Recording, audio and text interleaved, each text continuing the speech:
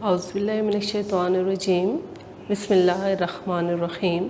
अज़ीज़ तलबा व तालिबात अस्सलामु अलैकुम। आज ऑनलाइन सेशन में हमारे पास लेक्चर नंबर 15 है और लेक्चर नंबर 15 में आज हमने बाब दोइम शुरू करना है। बाब दोइम बच्चों, ये आपको बाब दोइम का पहला चैप्टर शुरू करवाने से पहले मैं आपको बताती चलूँ कि हमारा जो चैप्टर 2 है वो 3 हिस्सों पर मुश्तमिल है। बाब दोइम 3 हिस्सों पर मुश्तमिल है। उसमें हिस्सा अव्वल में अरकान इस्लाम देखेंगे, नमाज, कलमा, नमाज, रोज़ा, ज़कात और हज। फिर हमने बाब दोइम में हिस्सा दोइम में हकूक़ल इबाद, अल्लाह के बंदों के हकूक़ पढ़ने हैं। यहाँ पे औलाद के हकूक़, मियाँ बीवी के हकूक़, रिश्तेदारों के हकूक़, असातिज़ा के हकूक़, हमसायों के हकूक़, गैर मुस्लिम के हकूक़ और शागिर्द के हकूक़ बयान किए गए हैं। फिर हमारे पास चैप्टर 2 में ही हिस्सा जो सोइम है, माशरती ज़िम्मेदारियाँ, यानी माशरे में रहते हुए हमारी क्या ज़िम्मेदारियाँ हैं। बच्चों, माशरती ज़िम्मेदारियों वाला जो चैप्टर है ये फिर से 2 हिस्सों पर मुश्तमिल है। इसमें महासने इखलाक यानी इखलाक को संवारने वाली जो आदतें हैं उनको, वो थोड़े से चैप्टर हैं हमारे पास, जिसमें से एक है सच्चाई, दूसरा दयानतदारी, तीसरा अदल व इंसाफ, चौथा एहतराम कानून, पाँचवां कस्बे हलाल और छठा एसार और कुर्बानी। फिर माशरती ज़िम्मेदारियाँ जो कि 2 हिस्सों पर मुश्तमिल है। पहला था महासने इखलाक और दूसरा जो है रज़ाइल इखलाक। इसमें हम देखेंगे गीबत, मुनाफ़िक़त, तकब्बर, हसद और झूठ। ये आपका पूरा जो है ये चैप्टर 2 है और मैंने बताया कि चैप्टर 2 हमारा 3 हिस्सों पर मुश्तमिल है। आज हम इसके हिस्सा अव्वल को शुरू करते हैं और हिस्सा अव्वल मुश्तमिल है अरकान इस्लाम पर। देखते हैं हम, ये देखें अरकान इस्लाम। यहाँ पे एक हदीस आपके लिए बयान करूँगी जिसमें अरकान इस्लाम के बारे में बताया गया है।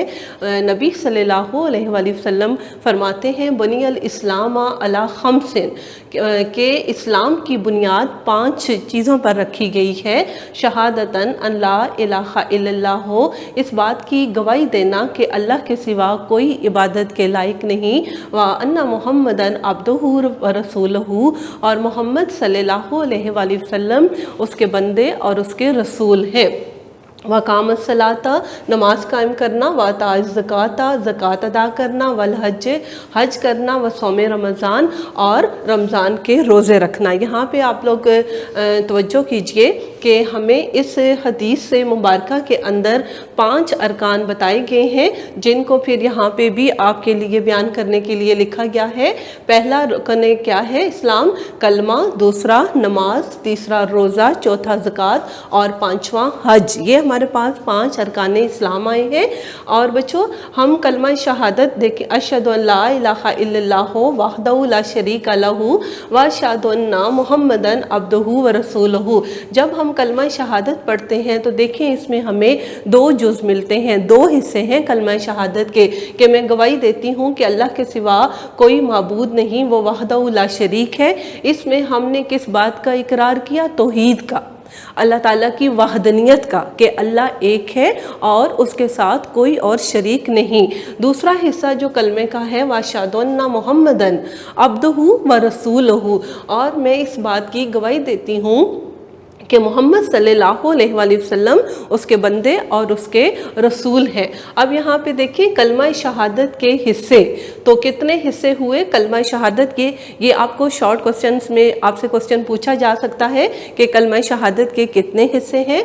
2 हिस्से हैं। कलमा शहादत का पहला हिस्सा तौहीद और कलमा शहादत का दूसरा हिस्सा रिसालत। फिर बेटा हम देखेंगे कि कलमा शहादत जब हम पढ़ते हैं तो हम ज़ुबानी इकरार करते हैं अल्लाह ताला की वहदनियत का और नबी सल्लल्लाहु अलैहि वसल्लम के बारे में कि वो अल्लाह ताला के बंदे हैं और अल्लाह ताला के रसूल हैं। लेकिन ये हम जब कलमा ज़ुबान से पढ़ते हैं तो ये ज़ुबानी तौर पर हमने इकरार किया, और जब हम अमली तौर पर अपनी ज़िंदगी में अल्लाह ताला की किताब कुरान मजीद और सुन्नत नबी सल्लल्लाहु अलैहि वसल्लम के बताए हुए तरीके के मुताबिक अपनी ज़िंदगी को गुजारते हैं, अपनी ज़िंदगी में किए जाने वाले जो काम हैं उनको हम کتاب قرآن اور حدیث نبوی صلی اللہ علیہ وآلہ وسلم کے بتائے گئے طریقوں کے مطابق، اصولوں کے مطابق گزارتے ہیں تو پھر ہم نے حقیقی طور پر کلمے کا اقرار کیا۔ ایک تو کلمے کا اقرار زبانی ہے، یعنی جب آپ نے کلمہ پڑھ کر اقرار کیا، اور ایک کلمے کا اقرار حقیقی ہے جو کہ آپ اپنی زندگی میں عمل کے ذریعے سے ثبوت دیتے ہیں۔ ہمارے نبی صلی اللہ علیہ وآلہ وسلم کا اس بارے میں ارشاد ہے، لا یؤمن احدکم حتی یکون ہوا تبعا لما جئت بہ، فرماتے ہیں تم میں سے کوئی شخص کامل مومن نہیں ہو سکتا جب تک کہ اس کے دل کی خواہشات میری لائی ہوئی شریعت کے تابع نہ ہو جائیں۔ تو جب تک ہم اپنے زندگی میں کیے جانے والے کام، اپنی زندگی کے اعمال کو نبی صلی اللہ علیہ وآلہ وسلم کے بتائے گئے طریقوں کے مطابق نہیں کرتے تو سمجھیں کہ پھر ہم نے کلمے کا اقرار صرف زبانی کیا ہے، حقیقی طور پر نہیں کیا۔ حقیقی طور پر ثبوت دینا ہے تو اپنے معاملات کے فیصلے لیتے وقت اپنی مرضی کو بالکل فراموش کر دیں اور اپنے اللہ کی کتاب قرآن مجید میں بتائے گئے طریقے کے مطابق فیصلہ لیں، اور نبی صلی اللہ علیہ وآلہ وسلم کے بتائے گئے طریقے کے مطابق جو ہے ہم جب کام کریں گے تو مطلب پھر ہم نے حقیقی طور پر کلمہ کا اقرار کیا ہے۔ تو یہ تو بچوں ہمارے پاس تھا جو ہے ارکان اسلام میں پہلا حصہ کلمہ۔ اس کے بارے میں آپ کو شارٹ کوسچن پوچھا جا سکتا ہے، اس کو لکھنے کی بھی پریکٹس کیجئے، کیونکہ لکھنے کے لیے بھی آ جاتا ہے کہ کلمہ شہادت بما ترجمہ لکھیں۔ اس کے علاوہ ہمارے پاس پھر جو ارکان اسلام میں دوسرا حصہ شروع ہو رہا ہے وہ ہے نماز۔ سب سے پہلے ہم دیکھیں گے نماز کا لغت کی روح سے کیا معنی ہے۔ لغوی معنی بچوں، نماز فارسی زبان کا لفظ ہے۔ دیکھیں، نماز فارسی زبان کا لفظ ہے۔ عربی زبان میں نماز کو صلاۃ کہتے ہیں، اور لفظ صلاۃ کے معنی ہے دعا کرنا، التجا کرنا، مانگنا۔ پھر ہم دیکھیں گے کہ ہمارے پاس نماز کا اصطلاحی مفہوم کیا ہے، یعنی شریعت اسلام کی روح سے لفظ نماز کیا معنی رکھتا ہے۔ نماز وہ بدنی عبادت ہے جو ہر عاقل اور بالغ مسلمان پر نبی صلی اللہ علیہ وآلہ وسلم کے بتائے ہوئے طریقے کے مطابق مقررہ اوقات میں خاص آداب و شرائط کے ساتھ لازم ہے، فرض ہے۔ اب میں تھوڑا سا کلیئر کرتی چلوں بچوں، ہم کیوں کہتے ہیں نماز وہ بدنی عبادت ہے؟ کیونکہ ہم اپنے پورے بدن سے نماز ادا کرتے ہیں، ہماری زبان سبق پڑھ رہی ہوتی ہے، ہم قیام کی حالت میں کھڑے ہوتے ہیں، ہم رکوع کرتے ہیں، ہم سجدہ کرتے ہیں۔ تو اس کے بعد یہ کہ نماز ہر عاقل اور بالغ یعنی جو ہوش میں ہو، اور ایک اللہ کے نبی صلی اللہ علیہ وآلہ وسلم نے جو ہے بچے، بہت چھوٹی عمر کے بچے نہیں، پھر جب انسان سن بلوغت کو پہنچتا ہے تو اس وقت نماز کو لازم کیا گیا ہے۔ پھر مسلمان کے لیے نماز کا حکم ہے، اور نماز کے جو نبی صلی اللہ علیہ وآلہ وسلم نے طریقے بتائے ہیں ان کے مطابق ہم نے نماز ادا کرنی ہے، اور نماز کے مقرر اوقات ہیں۔ جو فرض نماز ہم پڑھتے ہیں اس کے مقرر اوقات ہیں، اور خاص آداب اور شرائط کے ساتھ ہم نے نماز پڑھنی ہوتی ہے، اور نماز فرض ہے۔ اصطلاحی مفہوم، شرعی مفہوم شریعت بتانے سے مکمل ہوتا ہے، اور یہاں پہ اس لیے ہم نے آیت شامل کی، وَأَقِیمُوا الصَّلَاةَ وَآتُوا الزَّکَاةَ۔ سورہ بقرہ کے اندر آیت نمبر 43 میں اللہ تبارک تعالیٰ فرماتے ہیں اور نماز قائم کرو اور زکوٰۃ ادا کرو۔ ہم نے بچوں دیکھا سب سے پہلے لغوی معنی اور اصطلاحی معنی۔ اب ہم دیکھیں گے نماز کے بارے میں قرآن مجید میں اور حدیث نبوی صلی اللہ علیہ وآلہ وسلم میں ہمیں کیا جو ہے ہدایات فرمائی گئی ہیں۔ یہاں پہ ہم دیکھتے ہیں اسٹوڈنٹس، کچھ آپ کے لیے یہاں پہ میں نے آیات لکھی ہیں، آپ کے لیے حدیث بھی بیان کی ہیں۔ پہلی آیت ہے ہمارے پاس وَأَقِیمُوا الصَّلَاةَ وَآتُوا الزَّکَاةَ، سورہ بقرہ کی آیت نمبر 43، اور نماز قائم کرو اور زکوٰۃ ادا کرو۔ دوسری ہمارے پاس آیت آ رہی ہے وَاسْتَعِینُوا بِالصَّبْرِ، آیت نمبر 45، یہ بھی سورہ بقرہ سے ہے، اور مدد طلب کرو صبر اور نماز کے ساتھ۔ پھر بچوں ہمارے پاس تیسری جو ہم نے آیت شامل کی ہے، ان الصلاۃ تنہا عن الفحشاء والمنکر، بے شک نماز روکتی ہے بے حیائی سے اور بری باتوں سے۔ پھر ہمارے پاس آیت نمبر 4 ہے، قالوا لم نکو من المصلین، یعنی قیامت کے دن جب سوال کیا جائے گا ان لوگوں سے جن کو سزا دی گئی، تو ان سے جب پوچھا جائے گا کہ تمہیں کیوں سزا دی گئی، تو قالوا لم نکو من المصلین، وہ کہیں گے کہ ہم نماز ادا نہیں کرتے تھے۔ پھر بچوں ہمارے پاس کچھ یہاں پہ حدیثیں بھی ہیں، من ترک الصلاۃ متعمدا فقد کفر، جس نے جان بوجھ کر نماز چھوڑی اس نے کفر کیا۔ پھر ہمارے پاس حدیث ہے، ان احدکم اذا صلی یناجی ربہ، جب نبی صلی اللہ علیہ وآلہ وسلم نے فرمایا جب تم میں سے کوئی نماز پڑھتا ہے تو گویا وہ چپکے چپکے اللہ تعالیٰ سے باتیں کرتا ہے، اور یہ ایک حقیقت ہے۔ عزیز طلباء و طالبات، آپ بھی نماز پڑھیں اور اس بات کو آپ محسوس کریں گے کہ جب ہم اللہ تبارک تعالیٰ کے سامنے کھڑے ہوتے ہیں، جب ہم اللہ تعالیٰ کے سامنے سجدہ کرتے ہیں، تو واقعی ہی ہمیں ایسا محسوس ہوتا ہے کہ ہم اللہ تعالیٰ کے سامنے حاضر ہیں اور ہم اس سے بات کر رہے ہیں۔ ہمارے نبی پاک صلی اللہ علیہ وآلہ وسلم نے بھی یہی فرمایا کہ جب تم میں سے کوئی نماز ادا کرتا ہے تو گویا وہ چپکے چپکے اللہ تعالیٰ سے باتیں کرتا ہے۔ پھر فرماتے ہیں اولو ما سہیلا، پہلا سوال جو کیا جائے گا سہیلا عن الصلاۃ، وہ سوال ہوگا نماز کے بارے میں۔ پھر بچوں بہت ساری جو ہے حدیثیں ہمارے پاس ہیں نماز کے بارے میں۔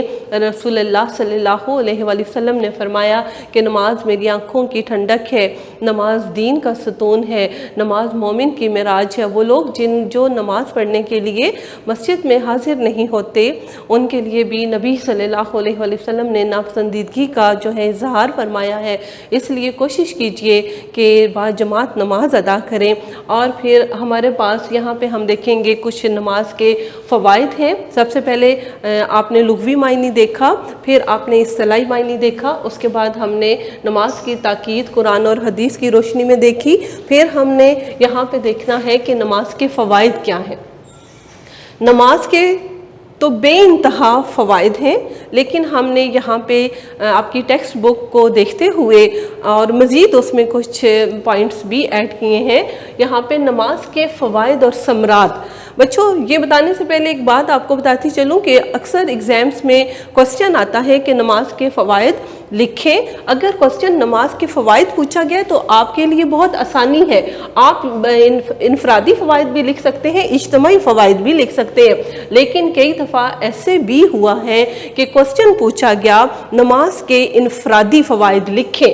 جب انفرادی فوائد پوچھے جائیں گے تو توجہ کیجئے کہ آپ نے وہ فائدے لکھنے ہیں جو فرد واحد کو ہیں، یعنی نماز پڑھنے سے جو فائدے ایک نماز پڑھنے والے انسان کو ذاتی طور پر خود کو ملتے ہیں ان فوائد کا ذکر کیا گیا ہے۔ اگر انفرادی فوائد پوچھے ہیں تو آپ نے اجتماعی میں سے کوئی لکھ دیا تو پھر وہ کراس ہو جائے گا، وہ غلط تصور کیا جائے گا۔ اور دوسرا ہمارے پاس نماز کے فوائد میں سے ہیں نماز کے اجتماعی فوائد۔ اجتماعی سے کیا مراد ہے کہ جو کہ امت مسلمہ کو فوائد ہیں، جو جماعت اسلام یعنی تمام مومنین کی جماعت کو، تمام مسلمانوں کو جو نماز کے فوائد ہیں وہ نماز کے اجتماعی فوائد کہلاتے ہیں۔ دوبارہ ایک دفعہ بیان کرتی چلوں، اگر کوسچن آتا ہے نماز کے فوائد لکھیں، پھر تو آپ انفرادی اجتماعی دونوں میں سے پوائنٹ سلیکٹ کر کے لکھ سکتے ہیں، لیکن اگر انفرادی پوچھا تو اجتماعی میں سے نہیں لکھنا، اور اگر اجتماعی پوچھ لیے ہیں تو پھر انفرادی میں سے نہیں لکھنے ہوں گے۔ اب ہم دیکھیں گے کچھ فوائد نماز کے انفرادی فوائد میں۔ پہلا ہمارے پاس جو فائدہ ہے وہ ہے بندگی کا احساس۔ انسان جب اللہ تبارک تعالیٰ کے سامنے کھڑا ہوتا ہے، اللہ تبارک تعالیٰ کے سامنے سجدے میں جاتا ہے تو وہ اس بات کا اقرار کرتا ہے کہ میں تیرا بندہ ہوں اور تو میرا رب ہے۔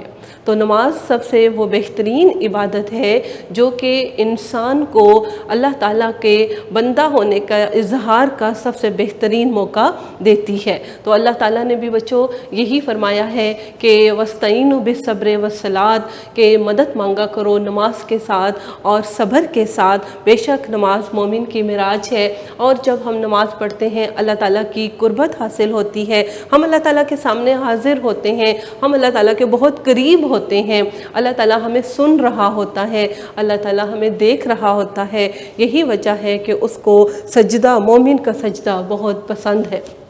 اللہ تعالیٰ کے نبی پاک صلی اللہ علیہ وآلہ وسلم نے بھی تو کتنی پیاری بات فرمائی نا کہ جب آپ نماز پڑھتے ہیں گویا چپکے اللہ تعالیٰ سے باتیں کر رہے ہوتے ہیں۔ یہ ایک حقیقت ہے بچوں، قرآن مجید میں اللہ تعالیٰ فرماتے ہیں کہ جب میرا بندہ مجھ سے سوال کرتا ہے تو میں اس کے قریب ہوتا ہوں اور میں پکارنے والے کی پکار کا جواب دیتا ہوں، تو اسے چاہیے کہ وہ مجھ سے ہی مدد مانگے۔ تو اللہ تعالیٰ کی نماز میں آپ اللہ تعالیٰ کے بہت قریب ہوتے ہیں، اور نماز گناہوں سے بچاتی ہے۔ ان الصلاۃ تنہی عن الفحشاء والمنکر، بے شک نماز بے حیائی اور برے کاموں سے ہمیں بچاتی ہے۔ جب ہم نماز پڑھتے ہیں تو اس سے روحانی پاکیزگی حاصل ہوتی ہے، اور نماز انسان کے ذہن سے، انسان کے نفس سے برائیوں کو دھو ڈالتی ہے۔ جب ہم اللہ کے سامنے حاضر ہوتے ہیں، جب اللہ تعالیٰ کے سامنے ہم دعائیں مانگ رہے ہوتے ہیں، جب اللہ تعالیٰ کو ہم سجدہ کرتے ہیں، تو اللہ تبارک تعالیٰ ہمیں ایک ایسی قوت نصیب کرتے ہیں جو ہمیں بری چیزوں سے روک کے رکھتی ہے، ہمیں بری چیزوں سے بچا کے رکھتی ہے۔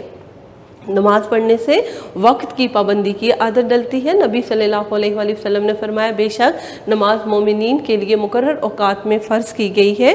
تو جب انسان 5 وقت کی نماز ادا کرنے کے لیے ٹائم کا دھیان رکھتا ہے، تو یہ دراصل ایک ایسی پریکٹس ہے جو انسان کو زندگی کے باقی معاملات میں بھی وقت کی پابندی کا عادی بنا دیتی ہے۔ تو بچوں، اس کے علاوہ نماز سے انفرادی طور پر فرد واحد کو جو ایک اور فائدہ ہوتا ہے وہ ہے طہارت اور پاکیزگی۔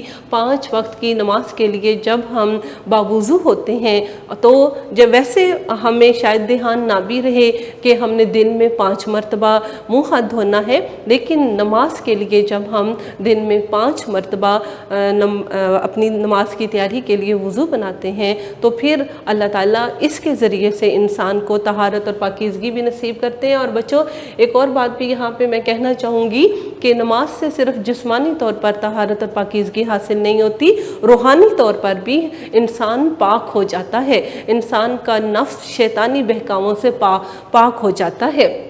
اللہ تعالیٰ کی مدد رہتی ہے نماز پڑھنے والوں کے ساتھ، کیونکہ جب ہم اللہ تعالیٰ کو پکارتے ہیں، جب ہم اللہ تعالیٰ سے دعائیں مانگتے ہیں، جب ہم اللہ تعالیٰ کے روبرو حاضر ہوتے ہیں، تو پھر اللہ تعالیٰ انسان کو اکیلا نہیں چھوڑتے، بلکہ انسان کے ہر معاملات میں جب آپ دعا کے لیے ہاتھ اٹھاتے ہیں، جب آپ آنسوؤں کے ساتھ اپنے اللہ کو پکارتے ہیں، تو وہ ضرور آپ کو سنتا ہے۔ ایسا نہیں ہو سکتا کہ ہمارا اللہ ہمیں نہ سنتا ہو، وہ تو ہر جگہ موجود ہے، وہ سمیع ہے، وہ بصیر ہے، وہ دیکھنے والا ہے، وہ سننے والا ہے۔ ہم پورے اللہ تعالیٰ کی کائنات میں بسنے والی مخلوقات، زمین کے اوپر بسنے والی مخلوقات، پانی کے اندر بسنے والی مخلوقات اللہ تعالیٰ کو جب پکارتے ہیں تو اللہ تعالیٰ ان کو سننے والے ہیں، اللہ تعالیٰ ان کی مدد کے لیے ہر وقت حاضر ہیں۔ شرط یہ ہے کہ ہم نے اپنے اللہ کو پکارا ہو اور اپنے اللہ تعالیٰ سے مدد طلب کی ہو۔ پھر یہ ہے کہ روحانی طور پر انسان کو سکون ملتا ہے اپنے معاملات جب ہم اللہ تعالیٰ کے سپرد کرتے ہیں، اپنی باتیں جب ہم اللہ تعالیٰ سے شیئر کرتے ہیں، تو پھر یہ انسان جو ٹینشن کی بیماری میں مبتلا ہو جاتا ہے اس کو اس سے چھٹکارا مل جاتا ہے۔ جب اللہ تعالیٰ کے سامنے بیٹھتے ہیں، جب اللہ تعالیٰ سے دعا مانگتے ہیں، جب اپنا معاملہ اللہ تعالیٰ کے سپرد کرتے ہیں، تو ہمیں روحانی طور پر سکون ملتا ہے کہ ہم نے کسی طاقتور ہستی کے سپرد اپنا معاملہ کیا ہے، ہم نے کسی کے ساتھ زیادتی نہیں کی۔ تو اس سے روحانی سکون ملتا ہے، نفسیاتی مسائل ختم ہوتے ہیں۔ اور بچوں، صحت اور تندرستی، نماز کے ذریعے سے ہم جو ورزش بھی کرتے ہیں وہ بھی انسان کی صحت کے لیے بہت ضروری ہے۔ بہت سارے ممالک میں لوگ جو ہیں جو کہ مسلمان نہیں ہیں، جو کہ نماز پر یقین نہیں رکھتے، لیکن وہ نماز میں جیسے کہ ہم اپنا قیام کرتے ہیں، رکوع کرتے ہیں، سجدہ کرتے ہیں، وہ جیسے کہ ہم وضو بناتے ہیں، وہ اس کو ایک ورزش کے طور پر اپناتے ہیں۔ ان کا یہ کہنا ہے کہ اس سے انسان صحت مند ہوتا ہے۔ تو نماز ایک ایسی عبادت ہے جو فرد واحد کو تندرستی عطا کرتی ہے، اور اس معاشرے میں بھی اور اللہ تعالیٰ کے سامنے بھی عزت اور کامیابی کا ذریعہ ہے نماز۔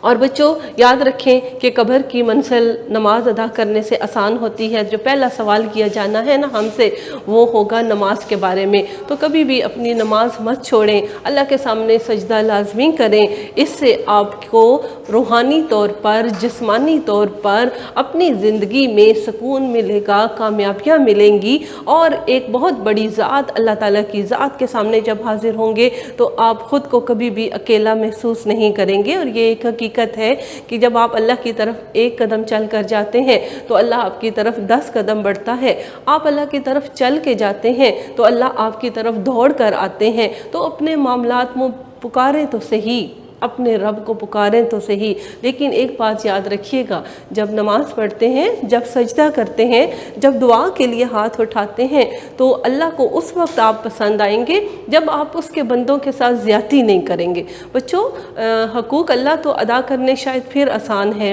نماز ہم پڑھ لیتے ہیں، زکوٰۃ ہم دیتے ہیں، روزے ہم رکھ لیتے ہیں، ہم حج بھی عمرہ بھی کر لیتے ہیں، لیکن اکثر زندگی میں آپ بھی اس بات کو نوٹ کیجئے، معاشرے میں بسنے والے لوگ کہاں پہ آ کے پھنس جاتے ہیں؟ جب انہوں نے حقوق العباد ادا کرنے ہوتے ہیں تو پھر آپ کی وہ نمازیں قبول نہیں ہوں گی کہ جب آپ نے اللہ کے بندوں کو ستایا، اللہ کے بندوں کے ساتھ زیادتی کی، ان کا حق مارا۔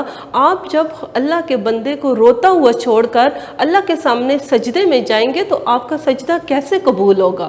تو کوشش کیجئے کہ حقوق اللہ ادا کرنے ہیں تو حقوق العباد کا بھی خیال رکھیں، اللہ تعالیٰ سے مانگیں، اللہ تعالیٰ کے سامنے حاضر ہوں، لیکن جب اللہ تعالیٰ کے سامنے حاضر ہوں تو آپ کے پیچھے آپ کی دی ہوئی تکلیف کی وجہ سے اللہ کوئی بندہ تنگ نہ ہو، اللہ کے کسی بندے کی آنکھوں میں آنسو نہ ہو، تو پھر ہماری نمازیں بھی قبول ہوں گی۔ ورنہ اگر ہم ایسا کرتے ہیں کہ لوگوں کو ستا رہے ہیں، ان کے حق مار رہے ہیں، ان کو تکلیف دے رہے ہیں، اور پھر جا کے ہم نماز پہ کھڑے ہو جاتے ہیں تو پھر ہماری ایسی نمازوں کا بھی کوئی فائدہ نہیں۔ جب قیامت کا دن ہوگا تو اپنی نیکیاں دے کر اللہ کے بندوں کے حقوق ادا کرنے پڑیں گے، تو اس دن پھر آپ کی ادا کی ہوئی نمازیں دوسروں کے حصے میں چلی جائیں گی۔ کوشش کیجئے، اپنے آخرت کی تیاری کر رہے ہیں تو انفرادی طور پر جو بچوں آج ہم نے دیکھے نماز کے انفرادی فوائد، وہ فوائد جو فرد واحد کو ہیں، اب یہاں پہ میں تھوڑے سے آپ کے لیے بیان کروں گی نماز کے اجتماعی فوائد، یعنی وہ فائدے جو کہ مسلمانوں کی جماعت کو ہیں۔ تو اس میں پہلا فائدہ کیا ہے؟ مساوات کا درس۔ جب نماز کے لیے تمام لوگ مسجد میں اکٹھے ہوتے ہیں، ایک ساتھ کھڑے ہوتے ہیں قیام کی حالت میں، ایک ساتھ رکوع کرتے ہیں، ایک ساتھ سجدہ کرتے ہیں، تو وہاں پہ یہ سبق ملتا ہے کہ اللہ تعالیٰ کے سامنے سب لوگ برابر ہیں۔ اللہ تعالیٰ نے ذاتیں اور قبیلے اس لیے نہیں بنائے کہ ہم کسی کو کم تر سمجھیں، بلکہ صرف اللہ تعالیٰ نے پہچان کے لیے بنائے تھے، ورنہ اللہ تعالیٰ کے پاس مساوات کا جو ہے درجہ ہے، اللہ تعالیٰ نے تمام لوگوں کو ایک ساتھ جو ہے قرار دیا ہے۔ اور یہاں پہ پھر ہمارے پاس جو دوسرا فائدہ ہے وہ محبت اور جگانگت۔ نماز کے لیے جب مسجد میں حاضر ہوتے ہیں، ہر روز ایک دوسرے سے ملتے ہیں، ایک دوسرے کی تکلیف کے بارے میں پتہ چلتا ہے، ایک دوسرے کی خوشیوں کے بارے میں پتہ چلتا ہے۔ نماز ایک ایسا ذریعہ ہے جو ہمیں روز دن میں 5 مرتبہ اپنے مسلمان بھائیوں کے ساتھ ملنے کا موقع فراہم کرتی ہے، اور اجتماعیت کا شعور، اجتماعیت کا اکٹھے ہوتے ہیں، بعد جماعت ہوتے ہیں، اتفاق ہوتا ہے، اور اس سے ہم یہ بات سیکھتے ہیں کہ مسلمانوں نے اپنے معاملات کے فیصلے کرتے وقت کس طرح سے اتفاق کا مظاہرہ کرنا ہے۔ نماز نیکی کی ترغیب دیتی ہے۔ کچھ لوگ جب نماز پڑھنے کے لیے جاتے ہیں تو ان کو دیکھ کے بعض اوقات کوئی ایسا انسان جو نماز پڑھنے کا عادی نہیں ہے، بعض اوقات اس کا کوئی دوست نماز پڑھنے کے لیے جب جا رہا ہے یا نمازیوں کو مسجد کی جانب بڑھتے ہوئے دیکھتے ہیں تو ان کو دیکھ کے بھی انسان کے ذہن میں یہ خیال آ جاتا ہے کہ میں بھی اٹھوں، میں بھی اپنے اللہ کے سامنے سجدہ کروں، جس نے مجھے تخلیق کیا، جس نے مجھے رزق دیا، جس نے مجھے عزت دی، میں اس کے سامنے حاضر ہوں اور میں اس کی عبادت کروں۔ تو نماز کا ایک فائدہ یہ بھی ہے کہ نیکی کی طرف بلاتی ہے، اور بچوں ڈسپلن سکھاتی ہے، نظم و ضبط سکھاتی ہے زندگی میں۔ اپنے معاملات کو انجام دیتے وقت کس طریقے سے آپ نے جو ہے ڈسپلن کا، نظم و ضبط کا مظاہرہ کرنا ہے، اس کی سب سے بہترین شکل آپ کو نماز میں ملتی ہے، اور نماز انسان کو برائیوں سے روکتی ہے۔ ان الصلاۃ تنہیٰ عن الفحشاء والمنکر کر بے شک نماز بے حیائی کے کاموں سے اور بری باتوں سے روکتی ہے۔ جب ہم نماز کے لیے کھڑے ہوتے ہیں تو پھر ہم برے کاموں کو چھوڑ دیتے ہیں، کیونکہ ہم سوچتے ہیں کہ جب ہم اللہ کے سامنے حاضر ہوں گے تو پھر کس منہ سے اللہ کے سامنے حاضر ہوں گے۔ جب ہم گناہ کر رہے ہیں تو نماز آہستہ آہستہ انسان کو نفسیاتی جو بیماریاں ہیں ان سے بھی بچاتی ہے، شیطان سے بھی بچاتی ہے۔ اللہ تبارک تعالیٰ نے بچوں جب نماز کا حکم دیا تھا، جب اللہ تعالیٰ نے خمر و میسر کا جہاں پہ ذکر کیا گیا ہے قرآن مجید میں شراب اور جوئے کا، تو اللہ تعالیٰ نے جب لوگوں کو شراب پینے سے منع کیا تھا نا، تو اس میں یہ حکم بھی فرمایا تھا نماز کے ذریعے سے بھی کہ تم اس وقت تک نماز ادا نہ کرو جب تک کہ تم جو کچھ بول رہے ہو اس کو سمجھ نہ جاؤ۔ یعنی یہ ایک طرح سے اشارہ تھا کہ لوگ اب نماز کے اوقات میں یا نماز پڑھنے کا وقت ہونے والا ہے تو اس وقت میں شراب پینا چھوڑ دیں گے۔ اللہ تبارک تعالیٰ نے نماز کے ذریعے سے انسان کو اور مسلمانوں کی جماعت کو بہت ساری برائیوں سے اور بے حیائی کے کاموں سے نجات دی ہے۔ جب نماز پڑھتے ہیں نا تو شیطان غالب نہیں آ سکتا، اور جب شیطان غالب نہیں آتا تو پھر بہت ساری گندی حرکتیں یا بہت ساری بری باتیں جو کہ جن میں انسان کا ذہن مبتلا ہو جاتا ہے، نماز کی وجہ سے ہم ان سے بچ جاتے ہیں۔ تو نماز نفسیاتی طور پر بھی انسان کا علاج ہے، روحانی طور پر بھی انسان کا علاج ہے، اور امت مسلمہ کا اتفاق ہے۔ نماز کے لیے جب اکٹھے ہوتے ہیں تو مومنین کی ایک جماعت ہمارے سامنے آتی ہے اور اخوت اور ہمدردی کا جذبہ بیدار ہوتا ہے۔ نماز کے لیے حاضر ہوتے ہیں، کوئی بیمار ہے، کوئی تکلیف میں ہے، کوئی پریشانی میں ہے، اس کے بارے میں ہمیں پتہ چلتا ہے، اور بہت دفعہ تمام لوگ مل کر ان کی مدد کرتے ہیں۔ تو جب نماز کے لیے ہم مسجد میں ہی نہیں جائیں گے، جب صرف گھر میں ہی رہیں گے یا اپنے باقی معاملات کو، زندگی کے معاملات کو دیکھ رہے ہوں گے، تو پھر کیسے پتہ چلے گا کہ ہمارے قریب ہی بسنے والے، ہمارے ہمسائے میں ہی بسنے والے لوگوں کے گھر میں کیا پریشانی ہے، کیا تکلیف ہے؟ بعض اوقات ہمیں بالکل نہیں پتہ چلتا۔ تو آپ اگر نماز کے لیے جاتے ہیں تو وہاں پہ ایک دوسرے سے ملاقات ہوتی ہے، ایک دوسرے کے بارے میں، حالات کے بارے میں بھی بہت دفعہ پتہ چلتا ہے۔ اور یہاں پہ ایک ذکر یہاں کروں گی بچوں، بے روح نمازیں، کہ کچھ نمازیں بے روح ہوتی ہیں، یعنی ان میں جان نہیں ہوتی۔ جس طرح آپ جو ہیں پھول جب پودے سے توڑتے ہیں تو اس میں کتنی اچھی خوشبو ہوتی ہے، لیکن کچھ پھول ہم کاغذ کے بھی بناتے ہیں جن کے اندر کوئی خوشبو نہیں ہوتی۔ تو اسی طریقے سے وہ نماز جو اللہ کی بندگی کا اقرار ہے، وہ نماز جو اللہ کی رضا طلب کرنے کے لیے ہم ادا کرتے ہیں، وہ نماز جس میں ہم دل سے اللہ تعالیٰ کے سامنے حاضر ہونے کا اقرار کرتے ہیں، وہ نماز جس میں ہم دل سے اللہ تعالیٰ کو پکارتے ہیں، وہ نماز جو ادا کرتے وقت ہم اللہ تعالیٰ کے بندوں کا بھی دھیان رکھتے ہیں، وہ اصل نماز ہے۔ لیکن اگر آپ یہ سمجھتے ہیں کہ ہم اللہ کے بندوں کو تنگ کر کے اپنی نمازیں ادا کریں، ہم فٹافٹ جا نماز پہ گئے اور ٹکرے ماری اور بھاگ گئے، ہم نے نماز ادا کر لی، ایسی نماز نہیں، نماز دل سے ادا کریں۔ اگر آپ نے جو ہے صرف نماز کو ایک فرض سمجھتے ہوئے، ایک مجبوری سمجھتے ہوئے جلدی جلدی ادا کیا تو وہ نماز بے روح ہوگی، اس نماز میں کوئی جان نہیں ہوگی۔ نماز ایسی قابل قبول ہے جو بے حیائی اور بری باتوں سے روک سکے۔ تو بچوں آج یہ آپ کا لیکچر نمبر جو 17 ہے، اس میں ہم نے باب دوئم کا حصہ اول میں سے پہلا کوسچن ڈسکس کیا۔ میں ہلکا سا ایک خلاصہ آخر میں بیان کرنا چاہوں گی۔ آج ہمارے پاس لیکچر نمبر 17 تھا۔ لیکچر نمبر 17 میں ہم نے چیپٹر 2 شروع کیا، اور چیپٹر 2 میں ہمارے پاس 3 حصے ہیں۔ پہلے حصے میں ارکان اسلام، دوسرے حصے میں حقوق العباد، تیسرے حصے میں معاشرتی ذمہ داریاں۔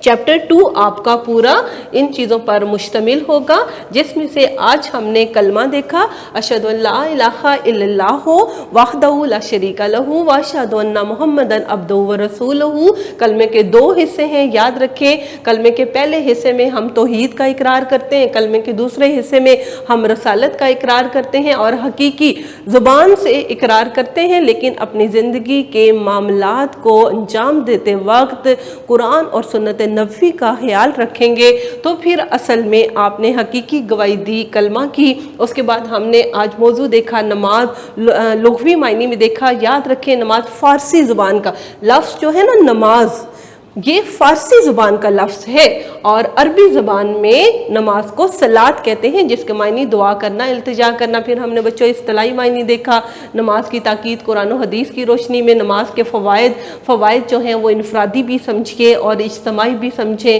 یہ آج کا آپ کا چیپٹر تھا۔ میری دعا ہے کہ اللہ تعالیٰ ہمیں اس کو سمجھنے میں مدد فرمائے اور ہمیں نماز کا عادی بنائے۔ السلام علیکم۔